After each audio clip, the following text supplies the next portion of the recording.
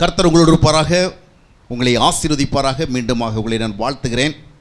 இந்த நாளிலும் கூட தேவ சமூகத்தில் தேவ வார்த்தைகள் உங்களோடு பகிர்ந்து கொள்ள முன்வருகிற பொழுது ஆவிக்குரிய வாழ்வு தொடர்பான சில உறுதிப்பாடுகளை நாம் பெற்றுக்கொள்வது சம்மந்தமாக பார்க்க போகிறோம். அதாவது ஸ்பிரிச்சுவல் லைஃப்பில் நமக்கு சில இன்னர் எக்ஸ்பீரியன்ஸ் ரொம்ப அவசியமாக இருக்குது.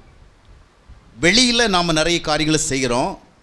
இன்வர்ட்லி ஹவ் வி ஆர், உள்ளால் நம்ம எப்படி இருக்கிறோம், அது ரொம்ப முக்கியமானதாக இருக்குது. எனவே உள்நிலைகளை சோதித்தறிவதற்கு நாம் ஒரு கவனம் செலுத்த போகிறோம். ஒரு நல்ல வாகனம், அந்த வாகனம் எல்லாமே நல்லா இருக்குது, நல்ல பாடி அப்பியரன்ஸ் எல்லாம் நல்லா இருக்குது. அப்படி பார்க்கும் பொழுது நல்ல லக்ஸுரியாக தோன்றுது. வீலெல்லாம் நல்லாவே சுற்றுது, பிரேக் சிஸ்டம்லாம் நல்லா இருக்குது. உள்ளே உட்காந்தா ஜம்முன்னு ஏசி வருது, ஸ்டார்ட் பண்ணி விட்டால் அழகாக ஏசி வருது. நல்ல ஸ்டீரியோ, நல்ல ஆடியோ, எவ்ரிதிங் இஸ் குட். நல்ல சீட்டிங் அரேஞ்ச்மெண்ட்ஸ், ஒன்றுமே பிரச்சனை இல்லை. ட்ரைவ் பண்ணி போகிறோம், போயிட்டு கொஞ்சம் தூரம் போனோன்னு டபக்குன்னு நின்றுது, வேறு எதுவுமே நிற்கலை. உடனே வெளியே என்ன பிரச்சனை பார்த்தா வீலெல்லாம் சரியாக தான் சுற்றிட்டு இருக்குது, பிரேக்கில் ப்ராப்ளமாக இல்லை, வேறு எதாவது எங்கேயோ ப்ராப்ளமாக, எல்லாமே கரெக்டாக இருக்குது. ஆனால் வண்டி மட்டும் என்ன பண்ணுது, கொஞ்சம் தூரம் ஓடுது, திடீர்னு என்ன பண்ணிடுது, அப்படியே ஆஃப் ஆகி நின்றுடுது. அப்போ எல்லாமே நல்லா இருக்குது, ஏன் வண்டி திடீர்னு நிற்குது? அப்புறம் நம்ம நின்ன உடனே 4 பேரை கூப்பிட்டு கொஞ்சம் தள்ளி விடுங்க ஐயா அப்படி சொல்லிவிட்டு அவங்கள கூப்பிட்டு நம்ம தள்ளிவிட வேண்டிய பல சூழல் ஏற்படுகிறது. What's a problem? வெளியேந்து பார்த்தா அருமையாக இருக்குது வண்டி, அருமையான ஒரு வெஹிக்கிள், நல்ல லக்ஸுரி அப்பியரன்ஸ் இருக்குது. ஆனால் ஓட மாட்டேங்குது, அதை நம்பி போக முடிய மாட்டேங்குங்க. அவசரமாக சென்னைக்கு வரணும், மீட்டிங்கில் கலந்துக்கணும், ஆன் தி வேலை நிற்குது. அப்புறம் 4 பேரை கூப்பிட்டு கொஞ்சம் தள்ளி விடுங்க தள்ளி விட்டு இங்கே வந்து சேர்றதுக்குள்ளாடி மீட்டிங்கே முடிஞ்சு போச்சு. பாஸ்டர் வருவார், இப்போ பிரசங்கியார் வருவார்னு எதிர்பார்த்து, சரி அவருக்கு என்னமோ ஆய்ப்பூச்சி போல் இருக்குது, தகவல் தொடர்பு எல்லைக்கு வெளியே இருக்கார் அப்படி சொல்லிவிட்டு அவங்க வேறு விதமாக முடிச்சிட்டோம். அந்த அளவுக்கு இதுக்கு காரணம் என்ன, இந்த வண்டி. இதை நம்பி எங்கேயுமே நாம் போக முடியலை.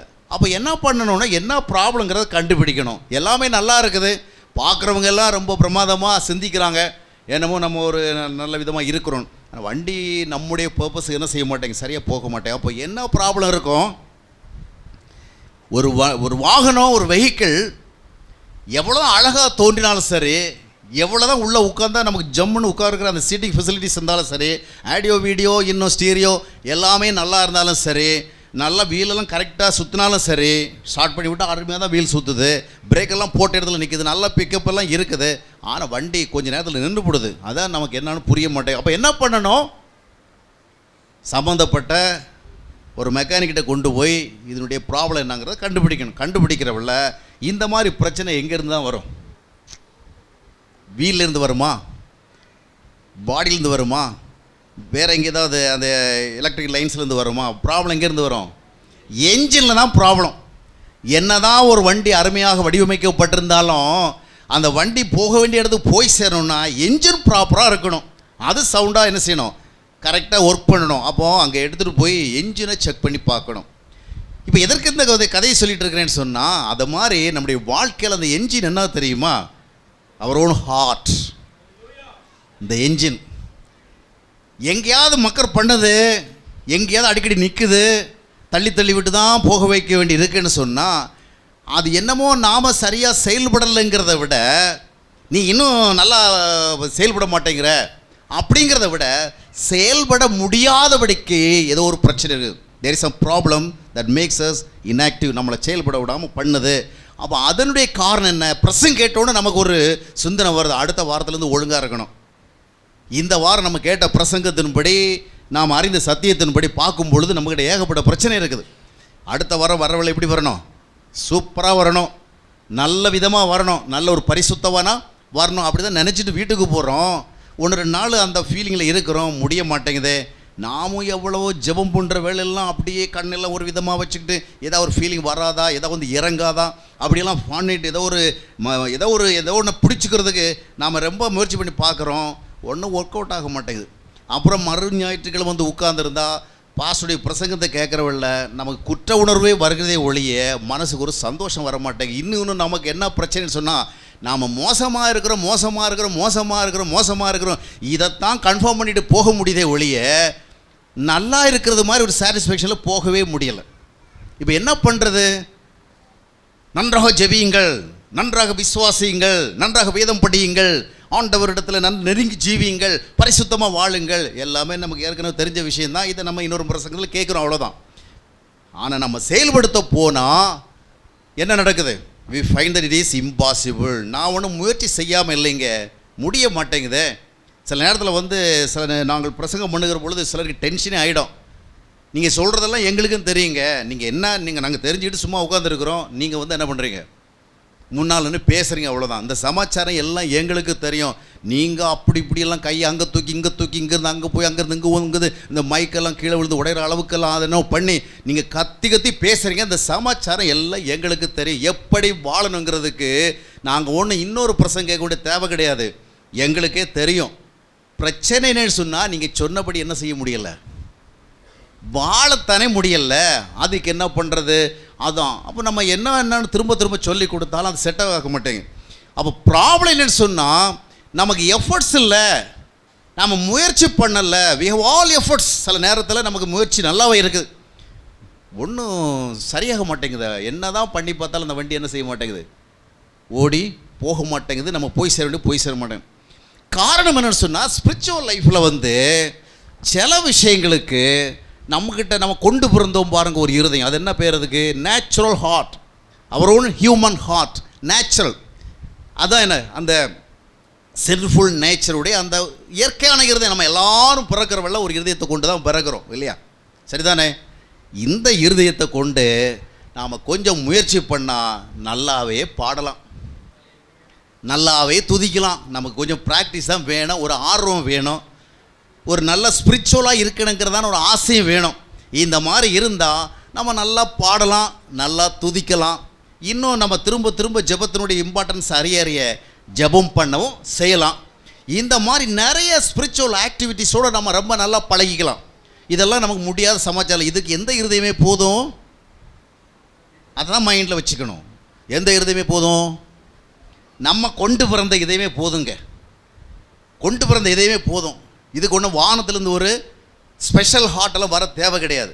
நாம் கொண்டு பிறந்த இருதயத்தை கொஞ்சம் டியூன் பண்ணி, கொஞ்சம் அதை மேக்கப் பண்ணி, கொஞ்சம் ட்ரெயின் பண்ணி அதை கொண்டு வந்துட்டோன்னு சொன்னால், இப்போ நம்ம நல்ல உற்சாகமாக பாடுறதுக்கெல்லாம் பழகிடலாம், துதிக்கவும் பழகிடலாம். நமக்கு புத்தகங்கள் வேறு நிறைய இருக்குது. 500 ஸ்தோத்திர பலி, 1000 ஸ்தோத்திர பலி, 800 ஸ்தோத்திர பலி, 300 ஸ்தோத்திர பலி. அது மட்டும் இல்லை, டிவிலெலாம் போட்டு என்ன செய்கிறாங்க, எழுதி காமிக்கிறாங்க. அதையெல்லாம் நம்ம நிறைய சொல்லி பழகிட்டு, இப்போ எல்லா விதத்துலையும் நான் நல்லா ஸ்பிரிச்சுவலுங்க. காலைல எழும்புனா ஜெபம் பண்ணுறேன், பைபிள் படிக்கிறேன், டிவியில் வருகிற எல்லா நிகழ்ச்சியும் பார்க்குறேன், சண்டேஸு, இன்னும் வெட்னஸ்டேஸு, அப்புறம் ஃப்ரைடேஸ், இந்த மாதிரிப்பட்ட நேரங்களில் நடைபெறுகிற அத்தனை கூட்டங்கள் எல்லாம் கலந்து கொள்கிறேன், ஜெபம் பண்ணுறேன். வாரத்துக்கு வெள்ளிக்கிழமை வந்தால் என்ன செஞ்சிடறேன், உபவாசம் இருக்கிறேன். இந்த மாதிரி இன்னும் ஸ்பெஷல் மீட்டிங்ஸ் அங்கங்கே நடந்தேன், எல்லாம் போகிறேன். இப்போ எல்லா விதத்திலும் ஐ எம் ஆல் ரைட். சரிதானுங்களே? இதுக்கு மேற்பட்டு என்கிட்ட என்ன எதிர்பார்க்குறீங்க? இதுக்கு மேற்பட்டு நான் ஒரு பக்தியானவங்கிறத நிரூபிக்கிறதுக்கு என்னங்க செய்கிறது? எல்லாமே நல்லா தான் இருக்குது, நல்லா பாடுறேன், நல்லா துதிக்கிறேன். ஆராதனை வேளையில் என்னை பார்க்குறவங்களுக்கு நல்லாவே தெரியும், நான் இப்போ எங்கே இல்லை, எங்கே இருக்கிறேன், பரலோகத்தில் இருக்கிறேன். என் கண்களை பார்த்தாலே மற்றவங்களுக்கு தெரியும், என்னுடைய உடல் அசைவுகளை பார்த்தாலே தெரியும். நான் ஒன்றும் ஆர்டினரியாக ஆவரேஜாக ஒன்றும் இல்லை, இப்போ ஏதோ ஒன்றுக்குள்ளே தான் இருக்கிறேன், எல்லாம் தெரியுது. ஆனால் பிரச்சனை என்னன்னு சொன்னால், வீட்டுக்குள்ளே போயாச்சுன்னு சொன்னால் ஏதாவது ஒரு மேட்ரு வந்துடுது, ஒரு பிரச்சனை வந்துடுது. அங்கே தான் பைபிள் சொல்லுது, நீங்கள் நீடிய சாந்த உடம்புடலாக இருங்க. அது தான் முடியலை. இந்த சர்ச்சுக்குள்ளே என்னென்ன பண்ணணுமோ எல்லாம் என்னால் பண்ண முடியுங்க. நான் ரொம்ப வருஷமாக வந்துட்டு இருக்கேன்ல, நல்லா பழகிட்டேன். அதை மாதிரி சொல்லி காலெல்லாம் ஜெபம் பண்ணுறேங்க, பண்ணாமல் ஒன்றும் கிடையாது. பைபிளெல்லாம் படிக்கிறேன், நிறைய விஷயங்கள் டிவிலெல்லாம் பார்த்துட்டுருக்குறேன். பிரச்சனைன்னா இதுதான். சில நேரங்களில் நீடிய சாந்தமாக இருக்கணும்னு பைபிள் சொல்லுது பாருங்கள், அதுதான் என்னால் முடியலை. சில நேரங்களில் பொறுத்து போக சொல்கிறாங்க, அது எங்கே பொறுத்து போக முடியுது? நம்ம வீட்டில் நடக்கிற சமாச்சாரத்தை எல்லாம் நம்ம கொஞ்சம் கவனித்து பார்த்தா எங்கே பொறுத்து போகிறது? அப்புறம் கொஞ்சம் இடத்துல விட்டு கொடுக்கணுமா, தாழ்ந்து போகணுமா? அதில் வேறு அந்த மத்தேயு 5ஆம் மத்தேயுடைய இறுதி பகுதி வருது, ரொம்ப டார்ச்சருங்க, ரொம்ப டார்ச்சர்.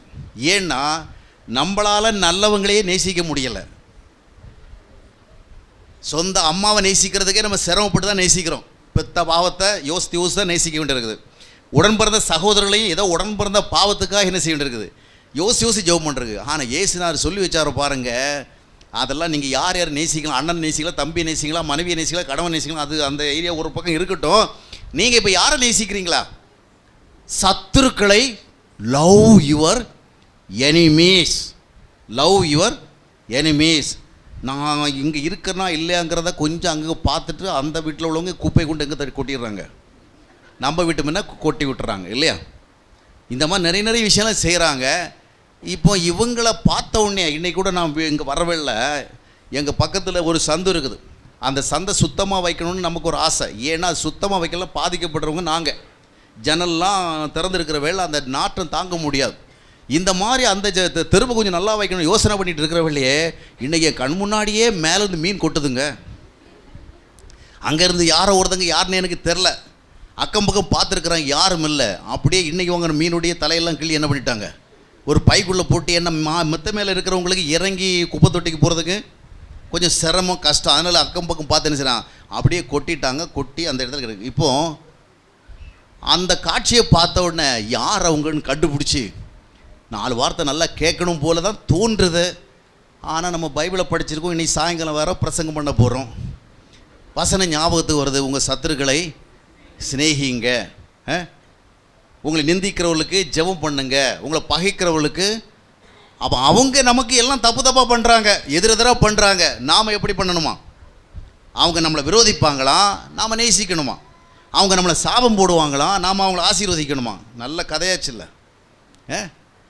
அவங்க நமக்கு ஒரு நல்லது செய்ய மாட்டாங்க, கெட்டது மட்டும் ஒழுங்காக செய்கிறாங்க. எங்கெங்கே சான்ஸ் கிடைச்சாலும் என்ன செய்கிறாங்க, ஒரு கெட்டதை நம்ம அங்கே போய் இங்கே போய் அவரை பார்த்து இவரை பார்த்து பிள்ளைக்கு ஒரு கல்யாணம் பண்ணி வைக்கிறதுக்காக ஊர்வலெல்லாம் சுற்றி இப்போ தான் கொஞ்சம் செட்டாகி ஒருத்தர் வந்து பார்த்துட்டு போனால் அவரை வலிமையில் விழிவைத்து பார்த்து பின்னாலே போய் ஏதோ காதில் போட்டு விட்டுறாங்க, அவ்வளோதான், அது ஆஃப் ஆகிடுது. இந்த மாதிரிலாம் பண்ணிகிட்டு இருக்கிறவங்கள பற்றி நம்ம என்ன பண்ணணுமா, இந்த சத்துருக்களை நேசிக்கணுமா? இதில் தான் நமக்கு கொஞ்சம் சிக்கல். மற்றபடி நம்மளை பொறுத்த வரைக்கும் அழகழகான ஆராதனை பாடல் இருக்கிறது. இது அது மட்டுமில்லை, இந்த காலத்தில் எழுதப்படுகிற எல்லா பாட்டுமே நமக்குள்ளே கொஞ்சம் துள்ளல் உதறலாம் வராமல் இருந்தாலும் வர வைக்கிற மாதிரி தான் பாடல். அதனால் நமக்கு வொர்ஷிப் பண்ணுறதுக்கோ இன்னும் துதிக்கிறதுக்கோ சோத்திரம் பண்ணுறதுக்கோ ஒன்றுக்குமே பிரச்சனை இல்லை. இந்த மாதிரி இயேசுநாதர் சொன்னபடி வாழ்கிறதுக்கு தான் நமக்கு கஷ்டம். பணத்தை பார்த்தா எனக்கு அவ்வளோ ஆசையாக இருக்குது, பாக்கெட் நிறைய காசு வச்சுட்டு சிட்டிக்கு போனால் அவ்வளோ நல்லாயிருக்கும். அப்படி தானே, நல்லா ஷாப்பிங் பண்ணலாம், நிறைய புதுசு மால் திறந்துருக்குறாங்க, நல்லாயிருக்கும். ஆனால் பைபிள் என்ன சொல்லுது, பண ஆசை எல்லா தீமைக்கும் வேறாக இருக்கிறது. பண ஆசை கூடாது, பொருளாசை. என்ன தான் ஆசையை வச்சு வாழ்கிறது உலகத்தில்? இந்த பைபிளை படிக்கிறவல்ல நம்ம கருத்தூண்டி படிக்காதனால பிரச்சனை இல்லைன்னு வச்சிங்களா. நம்ம காலைக்கு ஒரு கடமைக்காக பைபிளை படிக்கிறோம், கொஞ்சம் சீரியஸாக படிச்சிட்டிங்கன்னா ரொம்ப சிக்கல். பண ஆசை கூடாது, பொருளாசை கூடாது, மண் ஆசை கூடாது, பெண் ஆசை கூடாது, பொருளாசை கூடாது. அவள் எந்த ஆசை தான் இருக்கணும், ஒரே ஒரு ஆசை, எப்படியா போய் சேர்ந்துடணும், எப்படியாவது போய் சேர்ந்துடணும். ஆனால் நம்மளை பொறுத்த வரைக்கும் அந்த ஒரு ஆசையை தவிர எல்லா ஆசையும் இருக்கு. வேதம் சொல்கிறத பற்றி எல்லாம் கூட்டி கழித்து பார்த்தா அங்கே போய் சேர்றதை பற்றி மட்டும்தான் என்ன செய்யணும், நம்ம ஆசைப்படணும். நம்மளை பொறுத்த வரைக்கும் போகாமல் இங்கே இருந்து மிச்சம் உள்ளெல்லாம் என்ன செய்யணும், இதுதான் நமக்கு நேச்சர் நடக்குது. அப்போ இந்த மாதிரிப்பட்ட நேரங்களில் ஆண்டவர் சொன்னபடி வாழ்கிறது எது? நம்ம பிரசங்க கேட்குறோம், போதனை கேட்குறோம், அதுபடி வாழ முடியலையே, என்ன பண்ணுறது?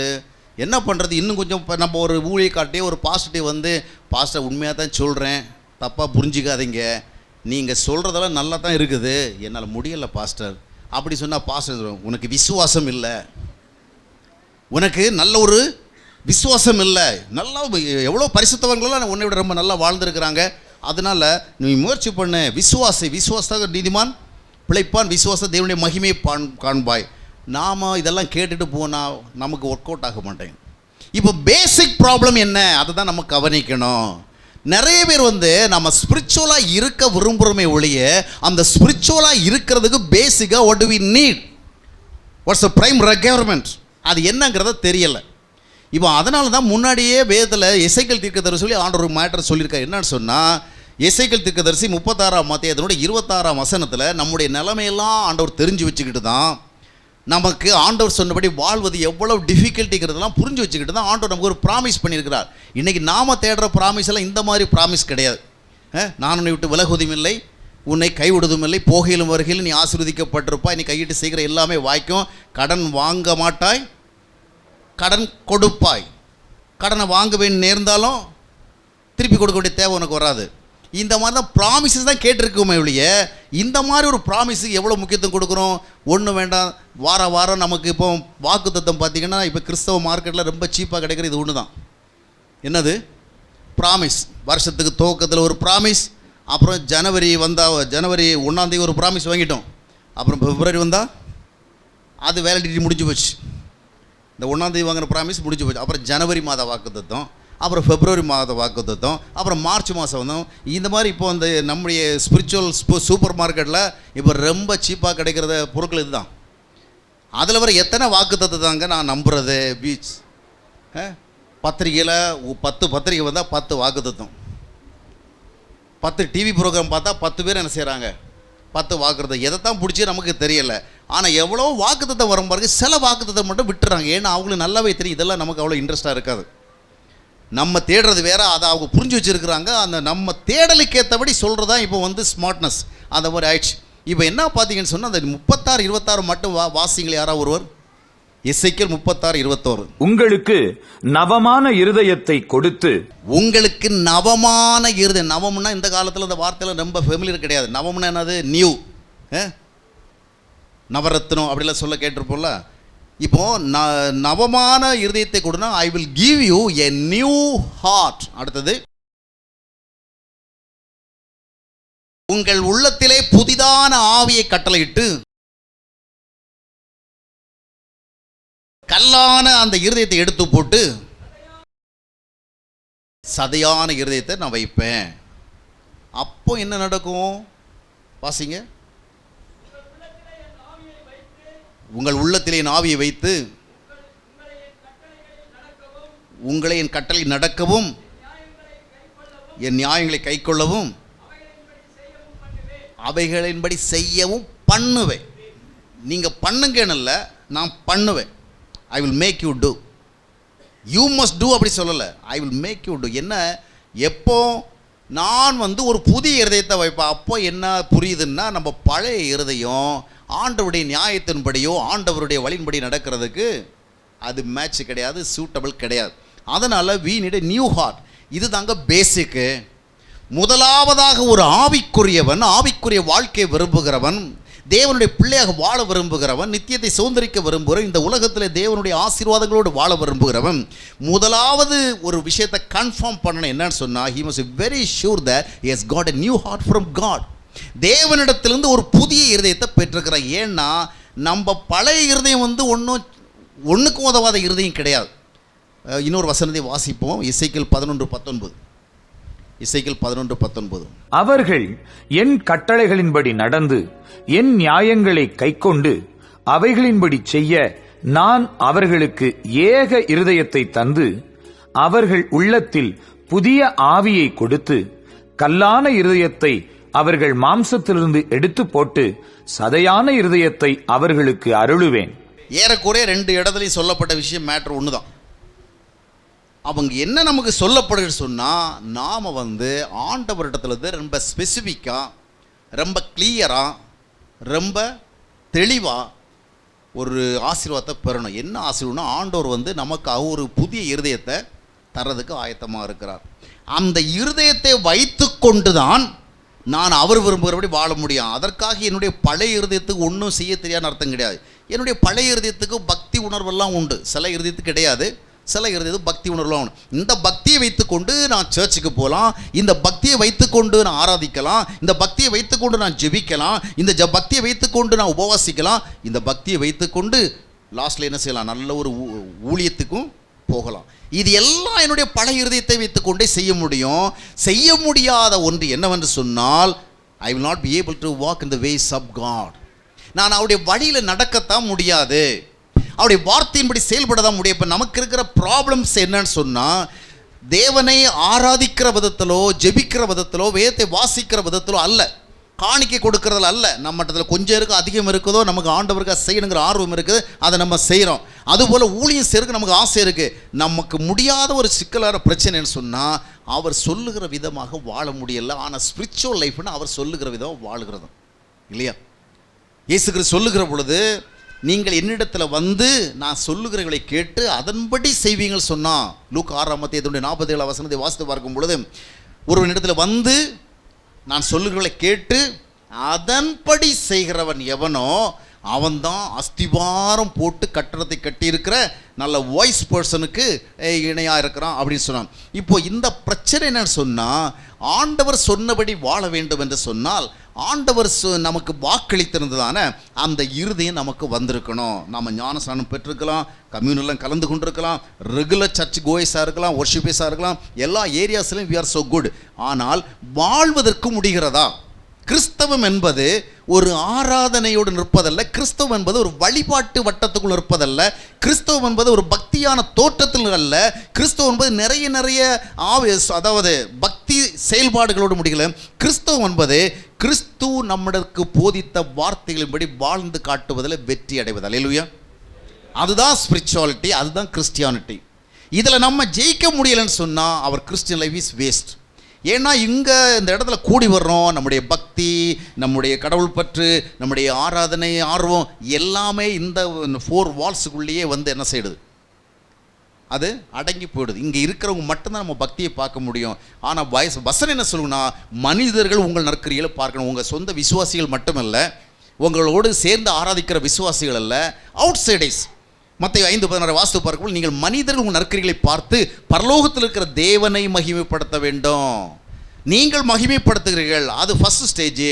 நீங்கள் வாழுகிற விதத்தை பார்த்து மற்றவர்கள் அதேஸ் அவர்கள் இன்னும் ஆண்டவரை அறியவில்லை, அவர்களுக்கு கூட மகிமைப்படுத்தும்படியான ஒரு சூழலுக்கு வர வேண்டும். ஆக இதுதான் கிறிஸ்தவ வாழ்க்கை. இப்போ இந்த நவமான அந்த புதிய இருதயம் நமக்கு வந்துச்சா வரலையா? பாட வந்துச்சு, ஆராதிக்க வந்துச்சு, துதிக்க வந்துச்சு, ஜெபிக்க வந்துச்சு, காணிக்க கொடுக்க வந்துச்சு, ஊழியம் செய்ய வந்துச்சு, எல்லாம் வந்துச்சு. இப்போ நான் ஒரு நல்ல பக்தியான மனுஷன், யாருக்கும் தீங்கு தீவனை செய்யாத ஒரு மனுஷன், யாருக்கும் கேடானது ஒன்று யோசிக்காத மனுஷன், இந்த விதமாக எல்லாமே everything I am all right, எல்லாம் கரெக்டாக வந்துட்டேன். ஆனால் இப்போ நாம் பார்க்க வேண்டிய என்னன்னு சொன்னால், இந்த ஆண்டவர் சொன்ன அந்த இருதயம் நமக்குள்ளே வந்துச்சு. ஏன்னா அது வந்தால் தான் இந்த ஆவிக்குரிய வாழ்க்கையை நம்ம சக்ஸஸ்ஃபுல்லாக வாழ முடியும். In order to live a successful spiritual life, we need the new heart that is coming from God.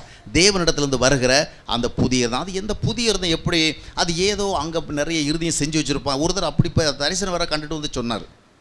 அவர் எங்கே போய் பார்த்தான்னு தெரில. இந்த மெக்கானிக் ஷாப்பில், இந்த ஷோரூம்லலாம் இருக்கிறது மாதிரி நிறைய ஸ்பேர் பார்ட்ஸ் இருக்கும்ல, அதை மாதிரி ஒருத்தர் சொன்னார். அங்கே போனால் கால் இருந்தது, கை இருந்தது, இருதயம் இருந்தது, மூக்கு இருந்தது. ஏன்னா இங்கே நிறைய பேருக்கு அந்த மாதிரி ஆக்சிடென்ட்ஸ் ஆகிறவள்ள ஆண்டவர் அங்கே இருந்து என்ன செய்கிறாராம், இதை அனுப்புகிறாராம். அந்த மாதிரி இருதயம் நிறைய பார்த்தாராம். அந்த இருதயம் எது இங்கே போடும். ஆனால் அந்த இருதயம் நீங்கள் அவங்க சொல்கிறது மாதிரி ஏதோ ஒரு ஸ்பேர் பார்ட்ஸ் கடையில் விற்கிறது மாதிரி ஒரு பாட்டு பாட வரதில்லை. அந்த நியூ ஹார்ட்டுங்கிறதை பார்த்தீங்கன்னா வேறு ஒன்றும் கிடைக்கல. That is what is called the Holy Spirit. பரிசுத்த ஆவி நமக்குள்ளே வந்து கிரியேட் செய்வது தான் அந்த இருதயம். புரிகிறதா? அது ஏதோ ஒரு பாட்டு, நம்ம அதை ஏதோ என்ன சொல்கிறது, அதை ஒரு ஆப்ஜெக்ட் அப்படின்னு நம்ம நினைக்கிறோம். ஏதோ ஒன்று வந்து ஆண்டவர் ஃபிட் பண்ணுவார், அப்படி இல்லை. நம்ம கொண்டு வர இருதயம் இங்கே தான் இருக்குது, எங்கேயும் போகலை. அப்படி தானே? ஒரு புரிந்து கொள்ளுதலுக்காக நம்ம அப்படி சொன்னாலும் கூட பரிசுத்த ஆவியானவர் நமக்குள்ளே வந்து செயல்படுகிற பொழுது that means the new heart is working. ஆவியானவருடைய செயல்பாடு தான் அந்த புதிய இருதயம். புரிகிறதா? இப்போ இந்த ஆவியானவருடைய செயல்பாடு நமக்குள்ளே இருக்கிறதா? do we have the spirit of God's activity? ஆவியானவருடைய செயல்பாடு நமக்குள்ளே இருக்கிறதா? இப்போ நாம் சொல்கிறோம் ஆவியானுடைய செயல்பாடு இருக்கிறதுனால தான் நான் பாடுகிறேன், உற்சாகம் அடைகிறேன், ஆராதிக்கிறேன், நல்ல அபிஷேகத்தை உணர்கிறேன், அக்கினியை உணர்கிறேன், அந்நிய பாஷையில் பேசுகிறேன். இந்த மாதிரி நிறைய விஷயங்கள் இருக்கிறது. All these things are proving that I have God the Holy Spirit. ஆனால் எல்லாவற்றையும் ஹோலி ஸ்பிரிட் ஒர்க் பண்ணுது, தட்ஸ் குட், நல்லது. ஆனால் ஏன் கர்த்தருக்கேற்ற விதமாக வாழுகிறதுல மட்டும் அது கோஆப்ரேட் பண்ண மாட்டேங்குது? நான் நன்றாக ஆராதிக்கிறேன், நிறைய கார் நல்லதுன்னு செய்கிறேன், இதுக்கெல்லாம் எனக்கு ஹோலி ஸ்பிரிட் ஹெல்ப் பண்ணு நான் சொல்கிறேன், ரைட். ஆனால் ஹோலி ஸ்பிரிட் கொடுக்கப்பட்ட வெரி பர்பஸ் எதுன்னு சொன்னால், ஏதோ ஒரு ஆராதனை கொடுக்கறதில்ல, ஒரு நிகழ்ச்சியை கொடுக்கறதில்ல. ஹோலி ஸ்பிரிட் கொடுக்கப்பட்ட மெயின் பர்பஸ், பிரைம் பர்பஸ் என்னவென்று சொன்னால், தேவனுக்கு பிரியமான ஒரு வாழ்க்கையை இந்த பாவ உலகத்தில் நம்ம வாழ்ந்து காட்ட வேண்டும். கோணலும் மாறுபாடுமான சந்ததி நடுவில் சுடர் ஒளியாக பிரகாசிக்க வேண்டும். மத்தேயு 5, 12, 13, 14 வசனங்களை வாசித்து பாருங்கள். நீங்கள் உலகத்திற்கு ஒளியாக இருக்கிறீங்க, பூமிக்கு உப்பாக இருக்கிற. So we have to live an extraordinary life. ஒரு விசேஷமான வாழ்க்கையை வாழ்வதற்கு அழைக்கப்படுகிறோம். அதற்கு உதவி செய்யலாம் ஹோலி ஸ்பிரிட். இப்போ இந்த ஹோலி ஸ்பிரிட் நமக்குள்ளே வந்துருச்சா அப்படிங்கிறத என்ன செய்யணும்? சிலருக்கு கை கொஞ்சம் உதறல் கொடுத்தா நினச்சிக்குவாங்க ஹோலி ஸ்பிரிட் வந்துச்சு அப்படின்ட்டு. நான் சொல்கிறேன், ஹோலி ஸ்பிரிட் வந்தாலும் உதறும், வராமலும் உதறல் எடுக்கும். சில கூடுகைகளில் போய் பார்க்கும் பொழுது ஆடாதவங்களும் ஆடுறாங்க, பாடாதவங்களும் பாடுறாங்க, விழாதவங்களும் விழுறாங்க, ஓடாதவங்களும் ஓடுறாங்க, தரிசிக்காதவங்க என்ன செய்கிறாங்க. That is because of the situation.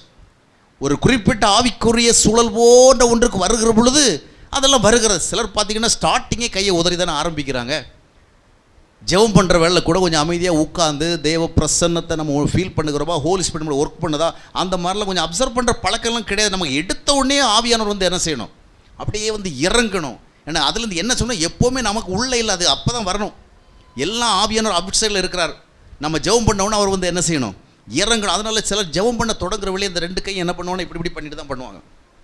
ஆராதிக்க ஆரம்பிச்சோம்னா இப்படி பண்ணிட்டு தான் வருவாங்க. சிலருக்கு ஆட்டம் வராமலே ஆடுவாங்க, அதனால பழக்க தோஷம் ஆகி போச்சு. இப்போ எல்லாமே ஆவி வந்தால் வராமலே உடம்பெல்லாம் ஆடுது, ஆவி வராமலே எகிறது, ஆவி வராமலே என்ன செய்கிறது, நிறைய காரியங்கள் இந்த மாதிரி ஷேக்கிங், ஷிவரிங், அப்புறம் வந்து ஜெர்க்கிங், அந்த ஒரு வைப்ரேஷன்லாம் நிறைய வருது. எல்லாம் வருதுங்க. ஆனால் அவர் சொன்னபடி வாழ்வதற்கு மட்டும் ஏன் வரல? அதான கேள்வி இல்லையா? அதான கேள்வி. அப்போ எல்லாத்தையும் பார்க்குறேன், நான் எல்லா இடமும் நல்லா இருக்கிறேன் பிரதர், ஆனால் இந்த மாதிரிப்பட்ட இந்த மனுஷன் பண்ணுறதெல்லாம் என்னால் சகிக்க முடியல. இந்த மனுஷி பண்ணுறால அப்பப்போ நசுக்குன்னு நறுக்குன்னு ஒன்று சொல்லிட்டு போடுறா பாருங்க, அதைத்தான் எனக்கு நாள் முழுவதும் மறக்க முடிய மாட்டேங்குது. திடீர்னு ஒரு வார்த்தை, நீ என்ன பெரிய ஆளா அப்படிங்கிறான். நான் ஆஃபீஸில் போகிறேன், எல்லாம் நான் பெரிய ஆளுன்னு சொல்கிறான். சபையில் போனால் பெரிய ஆள்னு சொன்னான். இது மட்டும் என்ன அப்போ பற்றி என்ன பெரிய ஆளா? திடீர்னு அவர் என்ன பண்ணிடுறாரு, உன்னை பற்றி எனக்கு தெரியாதா, உங்கள் அப்பா யார், உங்கள் அம்மா யார், உங்கள் லெவல் என்ன எங்களுக்கு தெரியாது, நான் என்ன லெவல் ஒன்று, இதெல்லாம் என்னால் என்ன பண்ண முடியலை.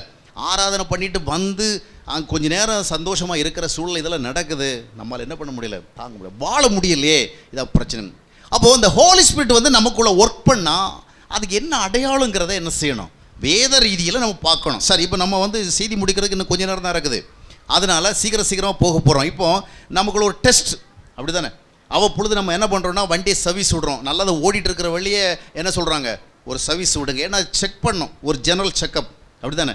அதை மாதிரி நம்ம உடம்பெல்லாம் நல்லா ஃபங்க்ஷன் ஆகிட்டு இருக்கிற வழியே டாக்டரை கொண்டு செக் பண்ணணும்னு சொன்னால் ஏதாவது வரப்போகுதா, இல்லை ஏதாவது இங்கே டேமேஜ் ஆகி போச்சுதா, டேமேஜ் ஆகி அது இதுக்கு மேல் ஒன்றும் பண்ண முடியாது, போய் சேர வேண்டியதாங்க நிலைமை வரதுக்கு முன்னாடி அதை கொஞ்சம் கண்டுபிடிச்சோன்னா சரி பண்ணலாம். அதனால் நார்மலாக இருக்கிற வேலையிலேயே மெடிக்கல் செக்கப் பண்ணணும், அப்படி தானே.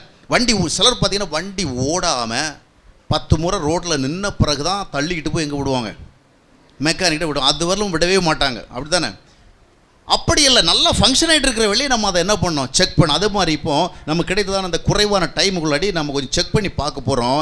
முதலாவது, நான் அந்த புதிய இருதயத்தை பெற்றுக்கொண்டிருக்கிறேனா, I have to confirm it, I have to make it sure. ஏன்னா அந்த இருதயம் இல்லாதபடிக்கு அவர் விரும்புகிற விதமான ஸ்பிரிச்சுவல் லைஃப்பை நான் வாழ முடியாது. அவருடைய வாழ்க்கை முறை ரொம்ப வித்தியாசமாக இருக்குது, அன்பாக இருக்கிறது, தாழ்மையாக இருக்கிறது, உண்மையாக இருக்கிறது, ஒழுக்கமாக இருக்கிறது, நேர்மையாக இருக்கிறது, நீதியாக இருக்கிறது, சகிக்கிறது, இருதயத்தை சுத்தமாக வச்சுக்கிறது, 4 பேருக்கு நல்லது செய்கிறது, பணாசைக்கு எதிராக போகிறது, பொருளாசைக்கு எதிராக போகிறது, உலகத்துக்கு ஏற்றபடி போகாமல் இருக்கிறது, இந்த மாதிரி நிறைய ரொம்ப ஹையர் லைஃப்பை பற்றி சொல்லப்பட்டிருக்கிறது.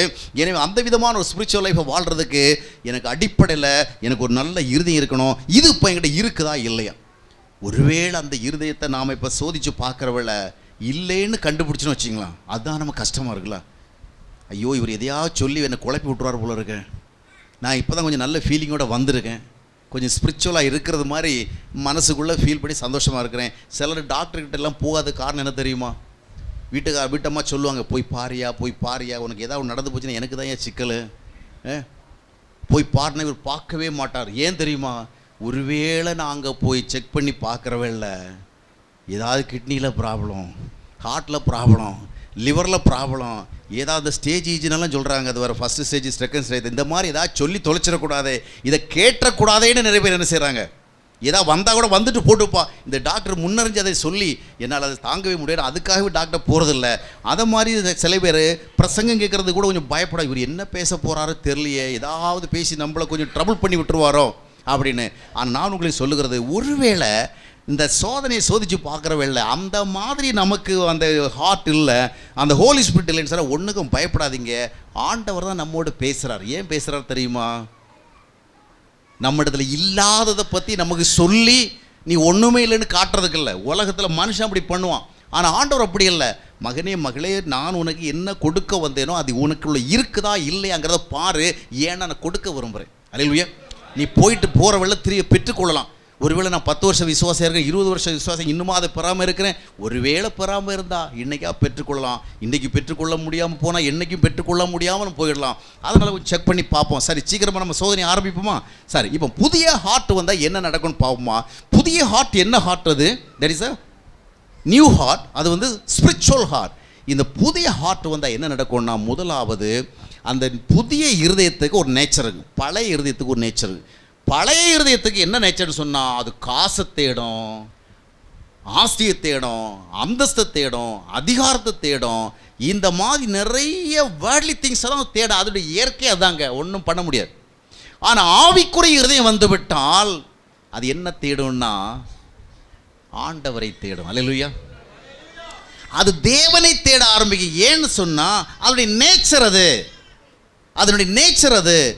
சங்கீதம் 14:2 வாசித்து பார்க்கும் பொழுது, தேவனை தேடுகிற உணர்வுடன் உண்டோ என்று கர்த்தர் நோக்கி பார்த்தாராம், ஒருவனும் இல்லைன்னு சொல்கிறார். எவ்வளவு வேதனைக்குரிய செய்தி பாருங்கள். 1-2 பேராக இருக்கிறான்னு சொன்னால் கூட கொஞ்சம் ஆறுதலாக இருக்கும். அவர் சொல்ல ஒருவனுமே இல்லை. அப்போ இயற்கையில் தேவனை தேடுகின்ற ஒரு ஃபீலிங், ஒரு டிசைர், ஒரு கிரேவிங், ஒரு தேஸ்ட், ஒரு ஹங்கர் மனுஷனுக்கு இல்லவே இல்லை. ஆனால் அந்த ஸ்பிரிச்சுவல் ஹார்ட் நமக்குள்ளே வந்துட்டா அதுக்கு ஒரு சைன் என்னன்னு சொன்னால், இது என்ன பண்ணணும்னு சொன்னால், ஆண்டவரை தேட தூண்டுகிறது. ஆண்டவரை தேட தூண்டுகிறது. அப்படி நான் தேடாமல் போனால் என்னமோ ஒன்று குறைஞ்சது மாதிரி ஒரு ஃபீலிங் கொடுக்குது. நீ ஆண்டவரை தேடணும். ஏதோ பிரசங்கி மாறலாம் ரொம்ப சொல்கிறதுனால இல்லைங்க. நிறைய பேர் ஆண்டவரை தேடுறாங்க. ஏன் தேடுறாங்கன்னா, டார்ச்சர் தாங்க முடியலை. இந்த போதனைகள் மூலமாக கொடுக்குற கம்பல்ஷனை கேட்டு கேட்டு குட்ட உணர்வு. டெய்லி ஆண்டவரை தேடுங்கள், அதிகாலையில் தேடுங்கள், நடுஇரவில் தேடுங்கள், மதியத்திலே தேடுங்கள், தினமும் 3 முறை தாவீது தேடினா நீ எத்தனை முறை தேடுகிறாய்? அவங்க வாரத்துக்கு 1 முறை 2 வாரத்துக்கு 1 முறை தேடி இருப்பாங்க. இதெல்லாம் கேட்குற வேலையில் சிலர் அவசரம் வந்தால் தேடுவாங்க. அவசர போலீஸு கூப்பிட்ற மாதிரி, எமர்ஜென்சி கூப்பிட்ற மாதிரி. இப்போது இந்த பிரசங்களை கேட்க கேட்க டெய்லி ஆண்டவரை தேடும்படியான ஒரு ப்ரெஷர் கொடுக்கப்பட்டு நம்ம என்ன பண்ணுறோன்னு சொன்னால் தேட ஆரம்பிக்கிறோம், பைபிள் படிக்க ஆரம்பிக்கிறோம், காலையில் ஜெபம் பண்ண ஆரம்பிக்கிறோம். இதெல்லாம் கம்பல்ஷனால் வர்றது. இதுவும் தேவை தான். நமக்கு ஒரு தூண்டுதல் வேணும், நமக்கு ஒரு ஸ்டிமுலேஷன் வேணும். ஆனால் அந்த ஸ்டிமுலேஷன்ஸ் அந்த வண்டியை தள்ளிவிடுற நேரத்தில் மட்டும்தான் ஓடுது. கையை கொஞ்சம் எடுத்தால் சிலர் 3 வாரம் சர்ச்சுக்கு போகலைன்னா அவுட். 3 வாரம் இர்ரெகுலர் ஆகிட்டாங்க, ஏதோ ஒரு காரணம் போக முடியலை, ஸ்பிரிச்சுவல் லைஃப்பும் அவுட். அப்போ என்ன காரணம்? இது தள்ளி விட்டால் மட்டும் என்ன செய்யும்?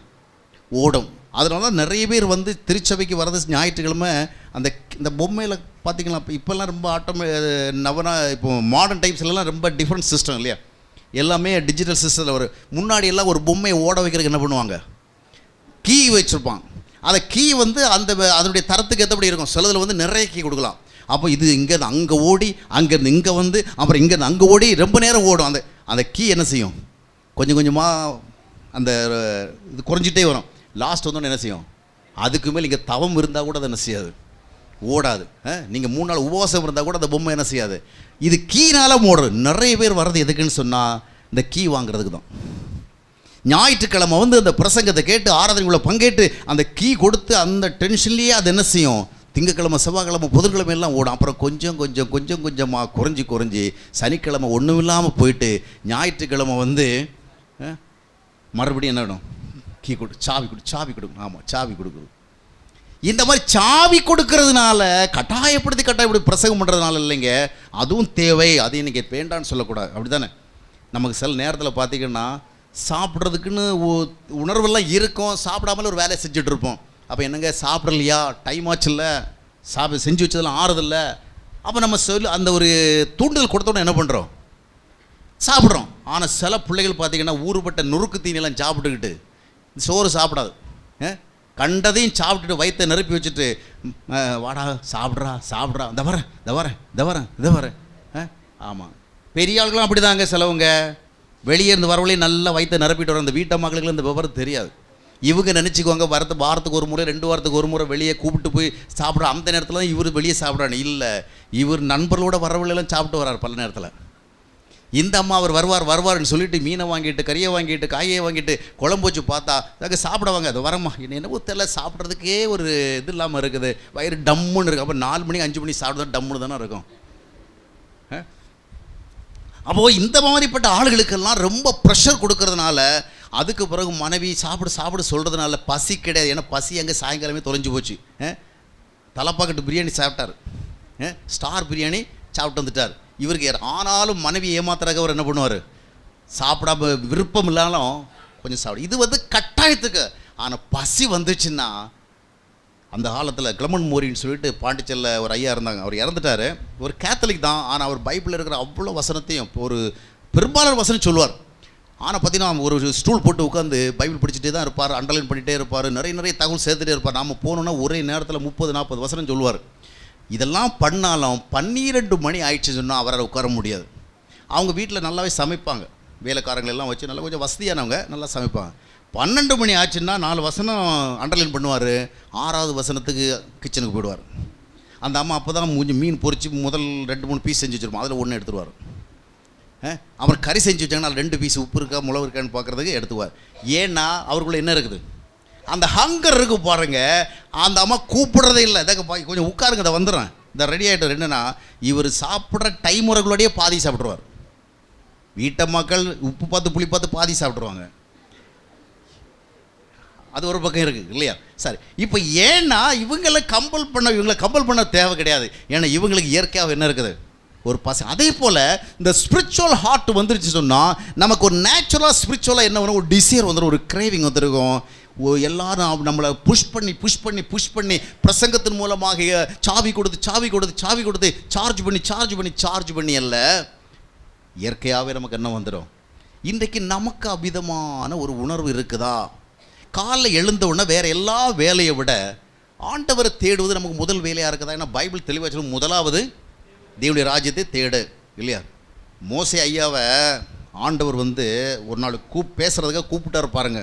எப்போ கூப்பிட்டாரு? மதியம் நல்லா சாப்பிட்டுட்டு சத்த இழப்பாரிட்டு உன் ஹெல்ப்பரோட வா, உன் அசிஸ்டண்ட்டோட வானா சொன்னார். ஒரு வயலும் உன் கூட வரக்கூடாது, தனியாக தான் வரணும். சொல்லுற அந்த ஆளுக்கு வயசு இல்லை தெரியுமா, எவ்வளோ கரெக்டாக ஆக்யூரேட்டாக தெரியல. எப்படி பார்த்தா 100க்கு மேலே. அதுவும் வேறு எங்கே வர சொல்கிறாரு? ஒரு கெஸ்ட் ஹவுஸில் வர சொல்கிறாரா, ஒரு சமவெளியில் வர சொல்கிறாரா, உயர்ந்த மலையில் வர சொல்கிறாரு. சரி, டைமு அதிகாலை. கூட யாராவது உதவிக்கு வரலாமா? வரக்கூடாது. இவ்வளவு சமாச்சாரங்களையும் ஒரு மோசேன்ற வயசான மனுஷனுக்கு ஆண்டவர் சொன்னார். அப்போ நாம் என்ன செய்ய வேண்டியது, we have to seek God in the first place இல்லையா? அதனால் முதலாவது எனக்கு சென்டிமெண்ட்டு கிடையாது, ஃபஸ்ட் டைம் தான் பெஸ்ட் டைம். அல்லேலூயா. அதை விட்டுட்டீங்க, அதுக்கப்புறம் அது கரெக்ட் ஆகிடும் அந்த டைம். அதுக்கு மேலே உங்களுக்கு ஆண்டவர் தேடுறதுக்கு ஒரு சரியான சூழலும் கிடைக்காது, சரியான ஃபீலிங் கிடைக்காது. அதனால் தேட வேண்டிய நேரத்தில் தேடணும். ஆனால் நமக்கு அப்படிப்பட்ட ஒரு நேச்சுரல் டிசைர் இருக்குதா, ஒரு நேச்சுரல் ஹங்கர் இருக்குதா ஆண்டவரை தேடுகிறது? அப்படின்னு கேஸ் ஒரு நாள் தேட முடியாமல் போனால், இல்லை தேடுறதுக்கு லேட் ஆயிடுச்சுன்னு சொன்னால், நம்ம மனசில் என்னமோ ஒன்று குறைபடுற மாதிரி தேண்டுதா? அப்படி எதுவுமே இல்லைன்னு சொன்னால், இது ஒரு அடையாளம். என்ன அடையாளம்? இன்னும் வர வேண்டியது வரல. ஹோலி ஸ்பிரிட் வந்ததா நினச்சேன், இப்போ பார்த்தா இதுவரை இருக்கிறதெல்லாம் போலி ஸ்பிரிட்டு, உண்மையான ஸ்பிரிட் இன்னும் வந்திருந்தால் அது ஒரு பெரிய தாகத்தை உருவாக்கியிருக்கோம் இல்லையா? 8:15 ரோமர் என்ன சொல்லுன்னா, அப்பா பிதாவே என்று கூப்பிட பண்ணுகிற அந்த ஹோலி ஸ்பிரிட்டை நம்மளை ப்ராம்ப்ட் பண்ணுது. அந்த ஹோலி ஸ்பிரிட்டை நம்மளை இன்டியூஸ் பண்ணுது, அதுவே நம்மளை ஸ்டிமுலேட் பண்ணுது, அதுவே நம்மளை என்ன பண்ணுது, தூண்டுகிறது இல்லையா?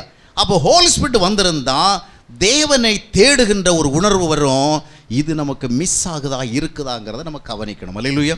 இது ஒரு அடையாளம். எப்போமா நேரம் வந்தால் தேடுவாங்க. ஒருத்தர் சொன்னார், பிரதர் நீங்கள் சொல்கிற மாதிரி டெய்லி தேடுறது கிடையாது, எனக்கு அதுக்கெல்லாம் டைம் செட் ஆகாது. சனிக்கிழமை ஞாயிற்றுக்கிழமை கொஞ்சம் அதிகமாக செலவு பண்ணுவேன். இன்னும் அந்த சம்மர் ஹாலிடேஸ் எல்லாம் வந்தால் சிலர் பார்த்தீங்கன்னா, நான் என்னுடைய தியானம் உள்ள கொடுத்தா டெய்லி படிக்கிறீங்களா பிரதர்? படிக்கிறேன். எப்போன்னா ஒரு படிக்க உட்காந்தானா ஒன்றா படித்து முடிச்சிடுறது. அது பிறகு ஒரு நாள் அதை படிக்கிறது கிடையாது. அவள் என்றைக்காவது ஒரு நாள் சிலர் பண்ண தேட ஆரம்பித்தா ஒரு 10 நாள் தேடுவாங்க, விட்டாங்கன்னா அடுத்த 2 மாதத்துக்கு தேட மாட்டாங்க. அப்படியெல்லாம் கிடையாது. ஒரு கான்ஸ்டன்ட் எக்ஸ்பீரியன்ஸ் நமக்கு இருக்கணும். இன்றைக்கி சாப்பிட்டோம், நேற்றுக்கு சாப்பிட்டோம், நாளைக்கு சாப்பிடுங்கிறது மாதிரி நாம் ஆண்டவரை தேடுகிற விஷயத்திலும் ஒரு கன்சிஸ்டன்சி இருக்கணும். அதில் ஒரு தொடர்ந்த நிலைமை காணப்பட வேண்டும். சரி, இப்போ ஒரு அடையாளத்தை தான் பார்த்துருக்குறோம். இன்னும் 10 நிமிஷம் தான் நம்முடைய டைம் ஸ்கெட்யூல் படி மிச்சம் இருக்குது, பார்க்கலாம். சரி, இப்போ அடுத்தது பார்க்கும் பொழுது தேவனை தேடுகிற இதயம்தான் ஆவிக்குரிய இருதயத்தினுடைய முதல் அடையாளம். மற்ற என்னதான் நம்ம ஸ்பிரிச்சுவல் ஆக்டிவிட்டிஸ் இருந்தாலும் எல்லாம் கொடுங்க, எவ்ரிதிங் இஸ் குட், ஒன்றும் வேண்டான்னு சொல்கிறதுக்கு இல்லை. ஆராதிப்போம், துதிப்போம், ஸ்தோத்தரிப்போம், பாடுவோம், ஆவியில் நிரம்புவோம், கினியை ஃபீல் பண்ணுவோம், எல்லாம் பண்ணுவோம், எல்லாம் வேணும், நல்லது. ஆனால் ஆண்டவரை தேடுகிற உணர்வு எனக்கு இயற்கையாக வந்திருக்கிறதா? போதகர்களும் பாஸ்டர்களும் சுவிசேஷர்களும் கொடுக்கிற தூண்டுதலினால்தான் ஆண்டவரை தேடுவதை கற்றுக்கொண்டேனா, இல்லைன்னா எனக்குள்ளே ஒருவர் இருக்கிறார், அவரை என்ன பண்ணுறார்? சங்கீதக்காரன் பரிசுத்த ஆவியை முழுமையாக பெற்றுக்கொள்ளுகிற காலத்தில் வாழ்ந்தவன் அல்ல, அவ்வப்பொழுது ஆவியானவர் வந்து அவனிடத்தில் வந்து கிரியை செய்தார். அப்படிப்பட்ட ஒருவர் என்ன சொன்னால், மானானது நீரோடைகளை வாஞ்சித்து கதறுவது போல என் தேவனை என் ஆத்துமா உம்மை நோக்கி வாஞ்சித்து கதறுகிறது என்று சொன்னார்ல. சங்கீதம் 42 வாஸ்து பார்க்கும் பொழுது, 63 சங்கீதத்தை வாஸ்து பார்க்கும் பொழுது, வறண்டதும் விடாய்த்ததுமா நிலத்தில் என் தேவன் என்னுடைய ஆத்துமா உம்மேல் தாகமாக இருக்கிறது. வறண்ட நிலம், குடிக்கிறதுக்கு தண்ணி இல்லை, சாப்பிட்றதுக்கு சாப்பாடு இல்லை, ஃப்ரெண்ட்ஸ் யாரும் அங்கே கிடையாது. அந்த மாதிரிப்பட்ட ஒரு டெசர்ட் ஏரியாவில் இருக்கும் பொழுது ஆண்டவரை தேடுறதுக்காக ஒரு ஃபீலிங் இருக்கும். ஆனால் அவன் சொல்கிறான், இந்த மாதிரிப்பட்ட வறட்சியான சூழ்நிலை இருந்தாலும் my heart is seeking you, என்னுடைய இருதயம் உண்மைத்தான் தேடுகிறது. அதுதான் ஸ்பிரிச்சுவல் ஹார்ட். அல்லேலூயா. எனவே முதலாவது அடையாளம் தேவனை தேடுகின்ற ஆர்வம். இரண்டாவது பார்த்தீங்கன்னு சொன்னால், பரிசுத்தாவியானவர் நமக்குள்ளே வருவது என்னுடைய மிக முக்கியமான நோக்கம் என்னவென்னு சொன்னால், so that we can have a closer fellowship with our God. New டெஸ்டமெண்ட்ங்கிறது ஒரு சபை என்ற இடத்துலையோ ஒரு கோயில் என்ற இடத்துலையோ அக்கேஷனலாக இல்லைன்னா ஏதோ ஒரு ரெகுலர் ஒரு டைம் ஸ்கெட்யூலின் படியோ போய் நாம் வந்து கடவுளுடைய பிரசன்னத்தை உணர்கிறதில்ல. நம்முடைய டெய்லி லைஃப்பில் நம்ம என்ன செய்கிறோம்? அதை என்ஜாய் பண்ணுறோம், அப்படி தானே? நிறைய பேர் காட் தங்களோடு இருக்கிறத, தேவன் தங்களோடு இருக்கிறத ஃபீல் பண்ணுகிற இடம் சபை தான். சபையினுடைய நோக்கம் அதுவல்ல. அதில் சபையில் நம்ம ஃபீல் பண்ணணும், ஆனால் ஃபீல் பண்ணுறதுக்காகவே சபை இல்லை. சபைக்கு இன்னும் நிறைய விஷயங்கள் இருக்குது, அது ப்ராட் ஏரியா நிறைய இருக்குது. ஆனால் நிறைய பேர் வந்து அந்த ஞாயிற்றுக்கிழமையில் தான் ஃபீல் பண்ணுவாங்க, இல்லை ஸ்பெஷல் பிரசிகள் வரணும், இல்லை ஸ்பெஷல் அபிஷேக பிரசிகள் வரணும். அவங்க வந்து ஏதாவது ஒன்று பண்ணி, அதுவும் இன்னும் கொஞ்சம் இன்ஸ்ட்ருமெண்ட்ஸு அது இதுன்னு கொஞ்சம் இருக்க வேண்டிய விதமாக இருந்து சொன்னால் நல்லாவே ஃபீல் பண்ணுவாங்க. அப்போ இவங்க வந்து அந்த வாரத்தில் ஒரு முறை இல்லைன்னா சபைக்கு வருகிற நேரத்தில் மட்டும்தான் they are able to experience the Holy Spirit, the God's fellowship. அப்படி கிடையாது. அனுதின வாழ்க்கையில் are we enjoying God's fellowship? யோவான் 15:4 வாசித்து பார்க்கும்போது, நீங்கள் என்னிலும் நான் உங்களிலும் நிலைத்திருக்கணும், என்னில் நிலைத்திருங்கள், நான் உங்களில் நிலைத்திருப்பேன். அது என்ன சொல்லுகிறது? we need a closer fellowship, இல்லையா? நாம் எல்லாம் ஒன்றாக இருக்கணும். வாருங்கள் இளைப்பாறுதலை தருவேன் என்று சொன்ன ஆண்டவராக இயேசு கிறிஸ்து அதை எப்படி தருவேன் என்று சொன்னார்? வாங்க வருத்தப்பட்டு பாரம் சுமக்கிறவனே என்னிடத்தில் வா, கம் டு மீ. அது மட்டும் இல்லை, வந்து நீ என்ன பண்ணு? என்னுடைய நுகத்தை உண்மையில் ஏற்றுக்கோ. அப்போ என்ன அர்த்தம்னா, நம்ம 2 பேருக்கு இடையிலையும் ஒரு நெருங்கின தொடர்பு, ஒரு நெருங்கின உறவு இருக்கணும். விசுவாசிகள் என்பவர்கள் திருச்சபை என்கின்ற இடத்திலே நடைபெறுகிற ஆராதனை வேளையிலே மட்டும் ஆண்டவரை உணர்வுகளாக இருந்தால் அது ஒரு போலி அனுபவம், அது ஒரு ஹோலி அனுபவம் அல்ல. ஏன்னா விசுவாசிகள் இங்கே வந்து ஆண்டவரை உணர்கிறவர்களாக அல்ல, அவர்கள் வாழுகிற இடத்திலே உணர்ந்து கொண்டதினால் இங்கே வருகிறார்கள். அல்லேலூயா. ஏன்னா 3:16-17 வசனங்களை வாஸ்து பார்க்கல. 1 கொரிந்தியர்ல, நீங்கள் தேவனுடைய ஆலயம், ஒரு ஆலயம் என்று சொல்லப்படுகிற இடத்துல போய் நீங்கள் ஃபீல் பண்ண வேண்டியவங்கள, you yourself are the temple of God, in you must experience God's presence. புரிகிறதா? அப்போ இங்கே வர்றவங்க எல்லாம் கோயிலுக்கு வர்றவங்களா இல்லை, கோயில்களாக வர வேண்டும். அல்லேலூயா. கோயில்களாக வரணும். கோயில் என்றால் கர்த்தர் தங்குகிற இடம். இன்றைக்கி நிறைய பேருக்கு இங்கே வந்து தான், சிலர் கேட்டிங்கன்னு சொன்னால், எனக்கு அங்கே போனால் நல்ல பிரசன்னம் கிடைக்குது, இங்கே போனால் நல்ல பிரசனம் கிடைக்குது. நல்லதுங்க, அங்கே போனால் பிரசனம் கிடையாது, இங்கே போனால் பிரசனம் கிடைக்குது. ஆனால் பிரசனம் என்பது எதற்காக? அங்கே போய் எக்ஸ்பீரியன்ஸ் பண்ண, இங்கே போய் எக்ஸ்பீரியன்ஸ் பண்ண. அப்போ இது நம்ம பிரமதங்களை போல் ஆகிட்டோம். அவங்களும் என்ன செய்கிறாங்க? இப்போ பார்த்தீங்களா காஞ்சிபுரத்தில் நடக்கிறது, ஒரு குறிப்பிட்ட இடத்துல என்னமோ இருக்குன்னு அங்கே போனால் அவங்க என்ன செய்யணும்? எக்ஸ்பீரியன்ஸ் பண்ணுறாங்க. அப்படி அல்ல. கிறிஸ்தவன் என்பவன் கிறிஸ்துவை தனக்குள்ளே பெற்றுக்கொண்ட காரணத்தினாலே அவன் எங்கிருந்தாலும் எந்த சூழ்நிலைந்தாலும் there is able to experience God's good relationship. அல்லேலூயா. நீங்கள் வருகின்ற பொழுது ஆண்டவரோடு வர வேண்டுமே இல்லையே, பிரசன்னத்தோடு வர வேண்டுமே இல்லையே, நீங்கள் தான் இங்கே வந்து கான்ட்ரிபியூட் பண்ணணும். நீங்கள் தான் ஃபயரோடு வரணும். இங்கே உங்களுக்கு ஃபயர் கொடுத்து அனுப்புனா அப்போ அது கொஞ்சம் பிரச்சனையாக மாறிடும். நிறைய பேர் அப்படி தான் வந்து இங்கே வந்து ஃபயர் கொடுத்து அனுப்புகிறாங்க. அது பல நேரத்தில் அந்நிய அக்கினியாக மாறிடுது. அது ஆவிக்குரிய அக்கினியாக இல்லாமல் ஒரு செயற்கை முறையினால் உருவாக்கப்படுகிற ஆர்டிஃபிஷியல் ஃபயராக மாறிடுது. அந்த ஃபயர் நிறைய நேரத்துக்கு நமக்கு உதவி செய்யாது. அதனால் நேச்சுரல் ஃபயர் ஒன்று ஹோலி ஸ்பிரிட் ஃபயர் இல்லையா?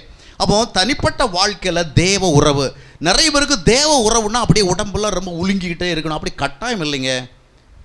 ஹோலி ஸ்பிரிட் வந்து நமக்குள்ளே வேலை செய்கிறவள்ள செயல்படுறவள்ள இமோஷன்லாம் உண்டு. இமோஷனே இருக்கக்கூடாதுன்னு யாரும் சொல்லக்கூடாது. ஆனால் எப்பொழுதுமே உடல் ஒழுங்கி கொண்டு தான் ஆவி இருக்குது. உடல் ஒழுங்கலைன்னா ஆவி இல்லை அப்படிலாம் கிடையாது. ஹோலி ஸ்பிரிட் நிறைய நேரங்களில் சைலண்டாகவும் இருப்பார் இல்லையா? எப்படி how can we come to know that we are with Holy Spirit எப்படி கண்டுபிடிப்போம்? தேவ உறவில் வாழ்கிற மனிதனிடத்தில் அந்த தேவனால் வருகின்ற சமாதானம் இருக்கும். அல்லேலூயா. How God is expressing himself in our heart. எப்படி தம்மை வெளிப்படுத்துகிறார்? ஒரு ரூபத்தை காட்டியல்ல, ஒரு வெளிச்சத்தை வரவிட்டல்ல, என்னை உலுக்கி அல்ல, என்னை உதற வைத்தல்ல. எப்படி அவர் தம்முடைய ஐக்கியத்தை என்னை காட்டுகிறார்னா, அவர் என்னோட ஐக்கியமாக இருந்தால் சமாதானமாக இருக்க முடியாத சூழலும் நான் சமாதானமாக இருக்க முடிகிறது. How it is possible? Because God is with me. கர்த்தருடைய சமாதான இடத்தில் இருக்கிறது இல்லையா? எனவே அதுக்காக எனக்கு எப்பொழுதுமே ஏதோ ஒரு எக்ஸ்ட்ரா ஃபீலிங் கிடைச்சா ஆண்டவனோடு இருக்கிற அப்படி கிடையாது. அந்த சமாதான ஃபீலிங் இந்த நேரத்தை இந்த சூழலில் நான் சமாதானமாக இருக்க முடியாது, ஆனால் எனக்குள்ள ஒரு சமாதானமாக இருக்கிறது. நான் சந்தோஷமாக இருக்க முடியாத ஒரு சூழல், ஆனால் என்னால் சந்தோஷமாக இருக்க முடிகிறது. நான் நம்பிக்கையோடு நிற்க முடியாத ஒரு சூழல், என்னால் நம்பிக்கையோடு இருக்க முடிகிறது. நான் பரிசுத்தமாக வாழ முடியாத ஒரு சூழல், ஆனால் என்னால் பரிசுத்தமாக வாழ முடிகிறது. How it is possible? Because God is with me. இந்த அனுபவம் இருக்கிறதா? ஆடுகிறோம், பாடுகிறோம், பல விதங்களிலே நாம் ஆவிக்குரிய காரியங்களை நம்ம ஃபீல் பண்ணுகிறோம். இதுதான் ஸ்பிரிச்சுவாலிட்டி நினைக்கிற ஒரு அனுபவத்துக்கு நம்ம போயிடக்கூடாது. நம்முடைய ஆர்டினரி லைஃப்பில், நம்முடைய ஆவரேஜ் லைஃப்பில், நம்முடைய நார்மல் லைஃப்பில் இந்த அனுபவங்கள் இருக்கணும். இங்கே நான் எவ்வளவுதான் ஆராதித்து, எவ்வளவுதான் பாடியும், எவ்வளவுதான் துதித்தும் என்னுடைய இல்லங்களுக்கு சென்ற பிறகு எனக்கு சமாதானம் இல்லை என்றால் what's the use of spiritual life? ஏன்னா சமாதானத்தின் காரணர் அவர் அல்லவா? என்னை சந்தோஷப்படுத்த வேண்டிய ஒரு அவர் அல்லவா? என்னை நம்பிக்கை கொடுத்து நிறுத்த வேண்டிய ஒரு அவர் அல்லவா? என்னை பரிசுத்தவான நிறுத்த வேண்டிய அவர் அல்லவா? எனவே அவர் என்னோடு இருக்கிறார். அதை உங்களுடைய அனுதின வாழ்க்கையில் தான் கண்டுபிடிக்க வேண்டும் இல்லையென்றால், ஏனென்றால் நம்ம வாரத்துக்கு ஒரு நாள் வந்து தான் ஒரு குறிப்பிட்ட இடத்துல ஹோலி ஸ்பிரிட்டை வந்து எக்ஸ்பீரியன்ஸ் பண்ண முடியும். அப்படி கிடையாது. நமக்கு ஞாயிற்றுக்கிழமை ஒரு நாள் 2 மணி நேரத்தில் கிடைக்கிற அனுபவம் போதுமா? நம்ம இது போன்ற ஒரு கூடுகளில் வருகிற பொழுதெல்லாம் really we feel as encouraged, we feel as spirit filled. That's not enough. வீட்டுக்கு போன பிறகு தான் நமக்கு தெரியும். அங்கே தான் நமக்கு நிறைய போராட்டம். இங்கே ஒரு போராட்டமும் கிடையாது. கணவர் கூட எவ்வளோ அருமையாக இருக்கிறார் பார்த்தீங்களா? வீட்டில் கணவன் மனைவி எப்படி இருக்கிறாங்க? நீங்கள் நல்லா இருக்கிறீங்க, உங்களை பார்த்தா நல்லாவே தெரியுது. நீங்களாம் நல்லா வெரி குட் கப்புள்ஸ், எல்லாமே நல்லா இருக்கிறீங்க. நிறைய கணவன் வீட்டுக்குள்ளே எப்போ காராடிட்டு போராடிட்டு தான் இருப்பாங்க. ஆனால் சர்ச்சில் வந்து எவ்வளோ அழகாக இருப்பாங்க தெரியுமா? அவங்கள பார்த்து மற்றவங்களுக்கு பொறாமல். அங்கே நடக்கிறது என்னங்கிறது இவங்களுக்கு தெரியாது. அங்கே என்ன நடந்துட்டு இங்கே வந்து உட்காந்துருக்கான்னு தெரியாது. இங்கே வந்தாச்சுன்னா அவர் ரொம்ப அமைதியானவர், அவங்களும் ரொம்ப தாழ்மையானவங்க, சாந்தமான சிஸ்டர், ரொம்பவும் நல்லது பயபக்தியான பிரதர். ஆனால் இங்கே அப்புறம் அப்படி இருக்க முடியாது. இந்த சிச்சுவேஷனில் இங்கே இல்லாமல் சட்டை போட முடியும்? இங்கெல்லாம் மனசில் பட்டதெல்லாம் உடனே சொல்லுவோம். அதை கூட சிலர் பொறுத்துக்கிறதில்ல. அது எங்கே இருந்தாலும் சிலர் என்ன செய்கிறதில்ல, தங்களுடைய அந்த மனநிலையை மறைக்கிறதில்ல. ஆனால் இங்கே நம்ம ஓரளவு மேனேஜ் பண்ணிக்கலாம். அங்கே கோபத்தை கோபம் எரிச்சல் மேனேஜ் பண்ணிக்கலாம். வீட்டில் போனால் மேனேஜ் பண்ண முடியும். ஏன்னா இங்கே நமக்கு நடிக்க தெரியும், அங்கே நடிக்க தெரியாது. யாருமே தங்களுடைய வீடுகளில் நடிக்கிறது கிடையாது. நடிக்கிறதெல்லாம் எங்கே? பப்ளிக் பிளேசஸில் தான். ஆஃபீஸில் போனால் நடிப்பாங்க, சர்ச்சுக்கு போனால் நடிப்பாங்க. நடிக்க முடியாத ஒரு இடம் இது வீடு. அங்கே அதனால தான் பிரச்சனையே வருது. இங்கே நல்லவகமாக நடிச்சுக்கலாம், பொறுமை தாழ்மையோடு நடிச்சுக்கலாம். வீட்டில் போனால் ரியலாக இருக்கிறாங்க. They are so real. அதுதான் அவங்க நிலைமை. அதுதான். அப்போ அந்த மாதிரிப்பட்ட இடங்களில் தான் நமக்கு என்ன வேணும்? காட்ஸ் ப்ரெசன்ஸ் வேணும்ல. ஞாயிற்றுக்கிழமை ஒரு நாள் வந்து சாப்பிட்டு போனால் பத்தாதுங்க. அனுதின வாழ்க்கையில் என்ன செய்யணும்? எவ்வளோ கல்யாண வீடுகள் இருக்குது, ஃபங்க்ஷன் வீடுகள் இருக்குது. போகிற இடத்துல நல்லா தான் பிடின்னு பிடிக்கிறோம். அதுக்காக நீ அடுத்த கல்யாணம் வருது வரைக்கும் நம்ம சாப்பிடாமல் இருக்க முடியுமா? என்ன தான் கல்யாணம் சாப்பாடு போட்டாலும் சரி, ஃபங்க்ஷன் சாப்பாடு போட்டாலும் அனுதினம் நம்ம என்ன சமைச்சு சாப்பிடணும், அதுதான் நமக்கு வாழ்க்கை இல்லையா? அது தக்காளி சாதமோ ரசம் சாதமோ இல்லை கூழ எதுவாக இருந்தாலும் சரி, அதை நம்மளை வாழ வைக்கும். அது மாதிரி ஸ்பெஷல் பிளேசஸில் போகிற வேளையில் என்ஜாய் பண்ணுறதில்ல. நம்முடைய நார்மல் லைஃப் சிச்சுவேஷனில் what we are enjoying, what we are experience, that is more important. அல்லேலூயா. எனவே தேவ ஆவியானவர் என்னோடு இருக்கிறார் என்றால், தேவ ஆவியானவர் என்னோடு இருக்கிற பிரதான நோக்கம், ஆவிக்குரிய இருதயம் என கொடுக்கப்பட்ட நோக்கம் என்றால், இந்த இருதயத்துக்கு ஒரு நேச்சருக்கு. எந்த இருதயம்னா பழைய இருதயம், பாவ இருதயம். அந்த இருதயத்தில் ஆண்டவர் வரமாட்டார். இந்த இருதயம் அவர் நெருங்க முடியாது.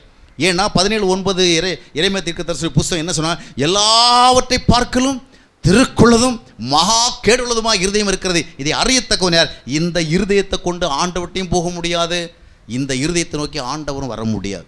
அதனால தான் அவர் வந்து போகிறதுக்கு, அவர் நம்மோடு இருப்பதற்கும் ஏதுவாக என்ன பண்ணியிருக்கிறாரு? அவரே நமக்கு ஒரு நல்ல இருதயத்தை கொடுத்திருக்கிறார். இந்த இருதயம் நமக்குள்ளே வருகிற பொழுது நமக்கு ஒரு ஸ்பிரிச்சுவல் நேச்சர் வருது. என்ன நேச்சர்னு சொன்னால், இப்போ நாம் தேவனோடு ஒரு ஃபெலோஷிப்பில் இருக்க முடியும், தேவனோட உறவில் இருக்க முடியும். அதனுடைய அடையாளங்களாக சமாதானம், சந்தோஷம், நம்பிக்கை, பரிசுத்தம், இது போன்ற காரியங்கள் எல்லாம் நம்முடைய வாழ்க்கையில் வருகின்றது. எனவே தேவ உறவில் வாழ்கிறோமா? சபை கூடுதலுக்கு அப்பால், ஜெப கூடுகைகளுக்கு அப்பால், விசேஷ கூடுகைகளுக்கு அப்பால் தேவன் நம்மோடு இருக்கின்ற ஒரு அனுபவத்தை உணர்கிறோமா? உடல் அசைவுகள் இல்லாத வேளையிலும், அமைதியாக இருக்கிற வேளையிலும் ஆண்டவர் நம்மோடு இருக்கிறதை நம்முடைய ஆவியில் நாம் எக்ஸ்பீரியன்ஸ் பண்ணுகிறோமா? நம்முடைய ஆத்துமாவில் வந்து, மகனே மகளே, நான் உங்கூட தான் இருக்கிறேன், எந்த சுச்சுவேஷன் உன்னோடு தான் இருக்கிறேன், நீ போகையில் வருகையில் நான் உன்னோடு இருப்பேன், அந்த மாதிரிப்பட்ட ஒரு ஸ்பிரிச்சுவல் அஷூரன்ஸ் ஆண்டவர் நமக்கு தருகிறாரா? அதுதான் ரொம்ப முக்கியமானது. அல்லேலூயா. மூன்றாவதாக, அந்த புதிய இருதயத்தை நாம் பெற்றுக்கொண்டோமா? Have you received that new heart? Do we have that spiritual heart? அந்த கொஸ்டின் என்ன ஆன்சர்னா, ஆண்டவர் அந்த இருதயத்தை பற்றி சொல்லிட்டு அதை கூடவே ஒரு இன்ஸ்ட்ரக்ஷன் கொடுத்துட்டாரு. இந்த இருதயம் மட்டும் உங்களுக்குள்ள வந்துட்டா என்ன நடக்கும்னு சொன்னால், என் கட்டளைகளின்படி நீங்கள் நடப்பீங்க, என்னுடைய வழிகளில் நடப்பீங்க, நான் சொல்கிறத கேட்பீங்க. நான் சொல்கிறதெல்லாம் முன்னாடி உங்களால் பின்பற்ற முடியலை. பழைய ஏற்பாடு முழுவதும் பார்க்கும் பொழுது தேவன் அவர்களுக்கு கட்டளை கொடுத்தாலே ஒழிய கட்டளை பின்பற்றுகிற இருதயம் அவர்களுக்கு இல்லை. அதனால தான் ஒருவனும் நியாயப்பிரமாணத்தினால நீதிமான் ஆக முடியலை. ஆனால் நியூ டெஸ்டமெண்ட்டில் வரவர்கள் அப்படி இல்லை.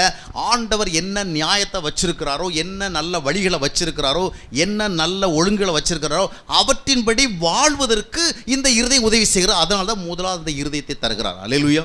இப்போ இந்த இருதயம் நமக்குள்ள இருந்தா சத்துருக்களை நேசிக்க முடியுமா? முடியும். ஆனால் நான் சொல்கிறேன், அதெல்லாம் முடியுமான்னு கேட்குறேன். ஏன்னா எனக்குள்ள இருக்க வேண்டியது இல்லை. நான் அந்த பழைய இருதயத்தை வச்சுட்டு தான் என்ன செய்கிறேன், பிரசங்கம் பண்ணுறவளை கேட்டுக்கிட்டு என்ன பண்ணுறோம், இப்படி இல்லாமல் வாழ முடியும்? என்கிட்ட நிறைய பேர் கேட்பாங்க, பிரதர் நீங்கள் புத்தகத்தில் எழுதுறதெல்லாம் நல்லா இருக்குது, நீங்கள் இப்படி வாழ்கிறீங்களா? நிறைய பேர் கேட்குறாங்க. என்ன மாதிரிப்பட்ட ஆட்கள்கிட்ட கேட்க முடியும், எல்லார்ட்டையும் கேட்க முடியாது. அப்படி தானே? சரி, மற்றவங்க 1000 கதை சொல்லுவாங்க, 1000 தரிசனம் சொல்லுவாங்க, எல்லாத்தையும் கேட்டுட்டு ஆமாம் போட்டு போடுவாங்க. நான் எழுதுறத வந்து நீங்கள் சில ஒருத்தர் வந்து என்ன கேட்குறாரு, நீங்கள் எழுதுறதெல்லாம் சரி, நீங்கள் இதை மாதிரி வாழ்கிறீங்களா? சத்தியமாக சொல்லுங்கள், என்ன சொல்கிறது? அப்போ ஏன்னா அவர் அதுலேருந்து என்ன சொல்கிறாருன்னா, கிறிஸ்தவ வாழ்க்கை வாழ it is impossible live the Christian life அப்படின்னு அவரே சொல்கிறார். ஏன்னா இந்த பழைய இருதயத்தை வச்சுட்டு இருக்கிறவங்களுக்கு நிலைமை தான். இந்த தாவீதுக்கும் சவுலுக்கும் இடையில உள்ள ஒரு பிரச்சனை என்னன்னு சொன்னால், சவுல் சொல்கிறான் முடியும், தாவீது சொல்கிறான் அவன் எவ்வளோ பெரிய அரக்கனாக இருந்தாலும் that's not a big matter, நான் போய் அவனை வந்து என்ன பண்ணிடுறேன், ஃபேஸ் பண்ணுறேன். அவன் சொல்கிறான் நான் முடியும்னு சொல்கிறான். ஒரு வாலிபன், இவன் ராஜா சொல்ல வேண்டியவன் யார்? ஏன்னா இவனுக்கு பின்னால் தான் பெரிய ஆர்மி இருக்குது, நிறைய சோல்ஜர்ஸ் இருக்கிறாங்க, எல்லா ஆர்மரியும் இருக்குது. அவன் சொல்லணும் முடியும்னு, அவன் சொல்ல முடியல. அவனுக்கு என்ன செய்யுது, காலம் கையெல்லாம் நடுங்குது. 1 சாமுவேல் 17:18 வாஸ்து பார்க்கும்போது கலங்கி தவித்தான். ஆனால் தாவீது சொல்கிறான் இதுக்கு ஒன்றும் பெரிய மேட்டர் கிடையாது, நான் ஈஸியாக போய் என்ன செஞ்சுறேன். அவனை போய் இவன் என்ன சொல்கிறான்னா, 1 சாமுவேல் 17ஆம் அத்தியாயத்தினுடைய 33-34 வசனம் வாசிக்கும் பொழுது, அப்பா தம்பி உன்னால் முடியாதுப்பா, உன்னால் முடியாதுப்பா, உன்னால் முடியாதுப்பா. ஏன் சொல்கிறான்? தேவன் அவனோடு இல்லை, தேவன் இருக்கிறவன் சொல்கிறான் முடியும்னு. அவன் முடியும்னு சொல்கிறவனை செய்யவாது விடணும், அதுக்கு விடாது. இவன் என்ன சொல்கிறான், அப்படியெல்லாம் முடியாதுப்பா, இவர் சொல்கிற பிறகு வாழ முடியுமா? பல ஆண்டுகளுக்கு முன்பாக விருதாசலத்தில் ஆசிரியருடைய ஒரு கூடுகை நடந்தது. அந்த திருக்கோவிலூரில் அந்த ஆசிரியர் கூடுகையில் பேசிட்டு வந்தோடனே என்கிட்ட ஒருத்தர் வந்து சொன்னார், நீங்கள் ஒரு பக்கம் பிரசங்கம் பண்ணிகிட்டு இருந்தீங்க, அந்த பின்வரிசையில் இருந்த ஆசிரியர்கள் என்ன சொல்லியிருந்தாங்கன்னா, ஆமாம் இவர் பிரசங்கம் பண்ண ஒரு பெருசா, இதை மாதிரிலாம் இங்கெல்லாம் வாழ முடியுமா, இப்படிலாம் நடக்க முடியுமா? சரி அவர் பிரசங்க வேலைக்கு அதெல்லாம் சொல்கிறாரு. ஆக இந்த மாதிரி தான் நிறைய மைண்ட் செட். அதனுடைய அர்த்தம் என்னவென்று சொன்னால், நீங்கள் பலவீனமாக இருக்கின்ற பொழுது இன்னொருடைய பலத்தை உங்களால் விசுவாசிக்க முடியாது. அப்படி தானே? என்னால் முடியல, அவரால் எப்படி முடியும்? ஆனால் நான் எனக்கும் அவருக்கு இடையில வித்தியாசம்னு சொன்னால், அவருக்குள்ளே வேறு ஒன்றும் இருக்குது, எனக்குள்ளே அது இல்லை.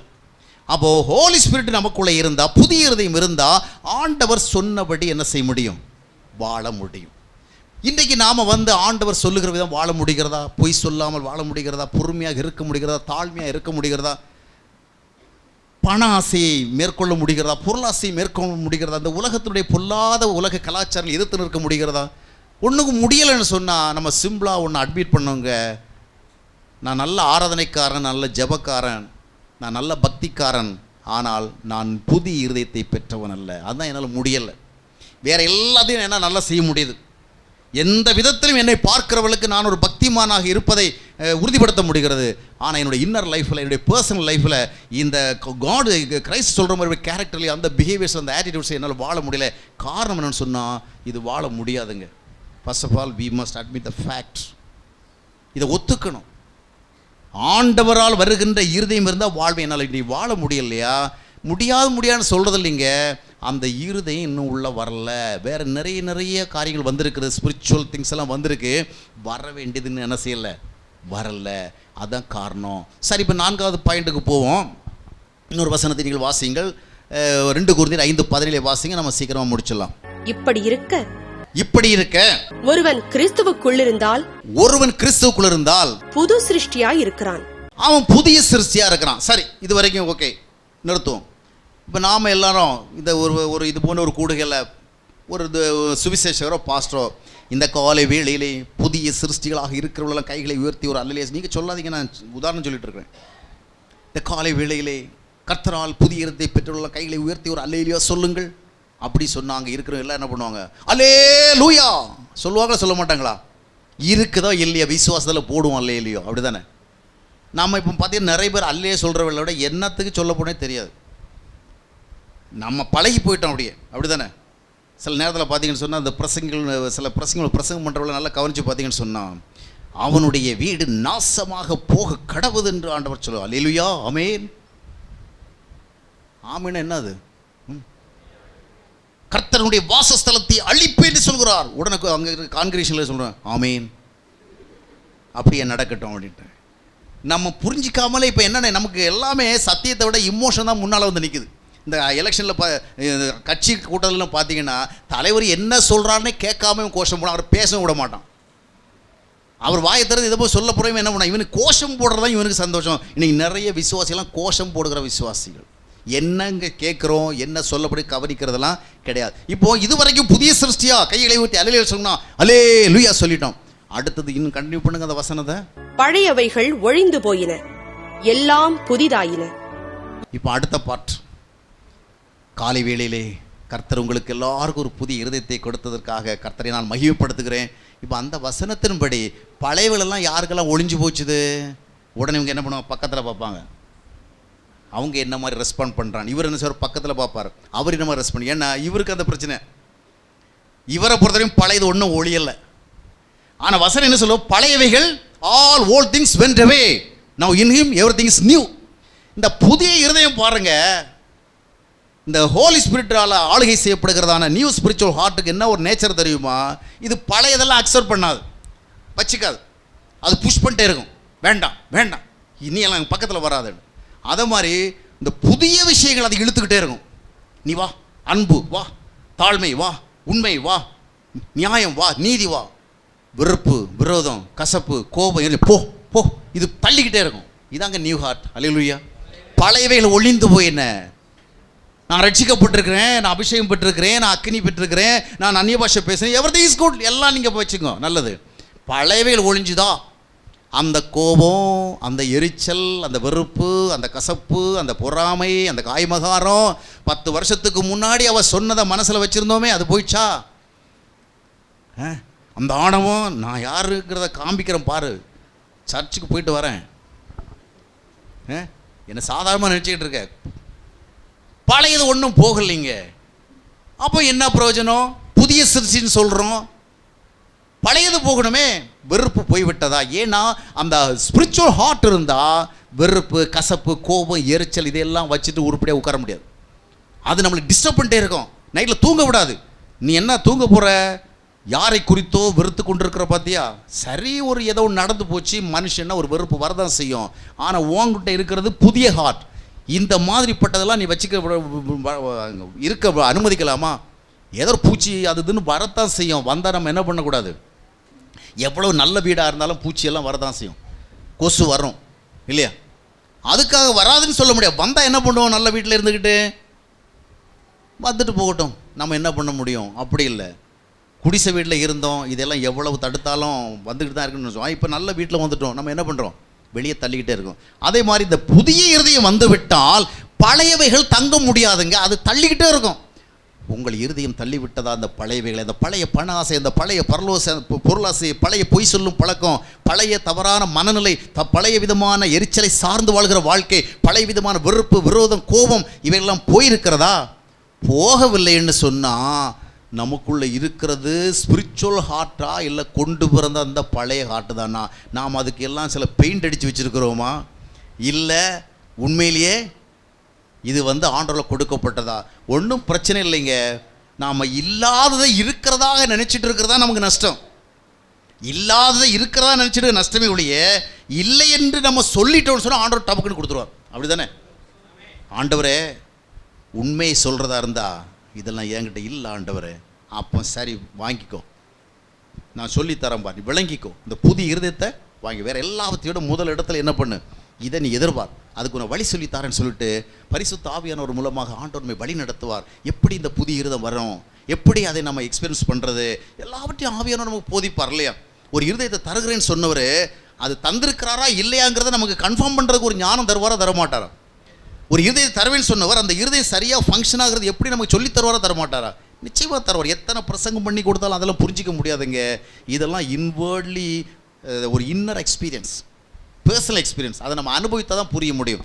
எனவே நான்காவதாக பார்க்கும் பொழுது நாம் பெற்றிருப்பது புதிய இருதயம் என்றால், இந்த புதிய இருதயத்திலே அந்த மனுஷீக இருதயத்திலே சேர்ந்து கொண்டிருந்தது போன்ற பழைய பாவமான காரியங்கள் சேராது. அது வந்தாலும் இது துரத்தி அடிச்சுக்கிட்டே இருக்கும். இந்த ஹார்ட் என்ன அக்செப்ட் பண்ணவே பண்ணாது. அப்படி தானே? இப்போ கூட நீங்கள் இப்போ நம்ம கம்ப்யூட்டர் யுகத்தில் வாங்குகிறோம், சில சாஃப்ட்வேர் சிலது என்ன செய்யாது, அக்செப்ட் பண்ணிக்காது. அப்படி தானே? சில ஆப்ஸ் சில இதை அக்செப்ட் பண்ணிக்காது. அப்படி தானே? இப்போ ஐஃபோன் மாதிரிலாம் இருக்கிற பார்த்தீங்கன்னா கண்ட ஆப்ஸ் எல்லாம் அதை அக்செப்ட் பண்ணாது. ஆண்ட்ராய்டு என்ன செய்யும், எல்லாத்தையும் அக்செப்ட் பண்ணிக்கும்.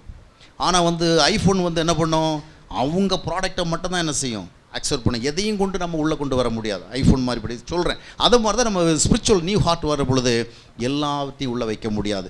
இது நான்காவது அடையாளம். இறுதியாக ஐந்தாவது அடையாளம் என்னவென்று சொன்னால், புதிய இருதயத்தை பெற்றுக்கொண்டவனுக்கு இப்பொழுது ஒன்று நடக்கிறது என்னவென்று சொன்னால், அவனால் தேவனுடைய சத்தத்தை கேட்க முடியும். he is able to listen the voice of God.